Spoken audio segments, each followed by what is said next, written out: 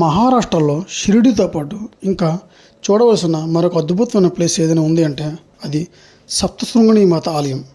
ఇది షిరిడీ నుంచి 130 కిలోమీటర్స్ దూరంలో ఉంటుంది. అమ్మవారు 7 కొండలపై వెలసిందని అంటారు. ఇక్కడ డైలీ వర్షం పడుతూనే ఉంటుంది. అందులో వర్షాకాలం మరీ ఎక్కువగా ఉంటుంది. అక్కడ ఎంట్రన్స్ వెళ్ళిన తర్వాత టికెట్ తీసుకుని లోపలికి వెళ్ళాక మనకి ఒక రోప్ వే అయితే ఉంటుంది. అంటే అదే మెట్రో, రోప్ చిన్న మెట్రోలో ఉంటుంది.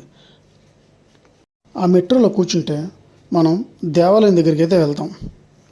ఇది మాత్రం చాలా ఎగ్జైట్మెంట్గా ఉంటుంది. షిరిడీ వచ్చిన వాళ్ళు ఒక్కసారైనా తప్పనిసరిగా చూడవలసిన ప్రదేశం ఇది. ఈ అమ్మవారిని దర్శించుకున్న వాళ్ళు కోరిన కోరికలని తప్పకుండా తీరుస్తుందని అందరూ నమ్ముతూ ఉంటారు. షిరిడీ వెళ్ళాలని అనుకున్న వాళ్ళు ఎవరైనా ఉంటే ఇక్కడికి ఖచ్చితంగా వెళ్ళండి. షిరిడీలో మార్నింగ్ బయలుదేరితే నైట్కి మళ్ళీ షిరిడీ తిరిగి వచ్చేయచ్చు.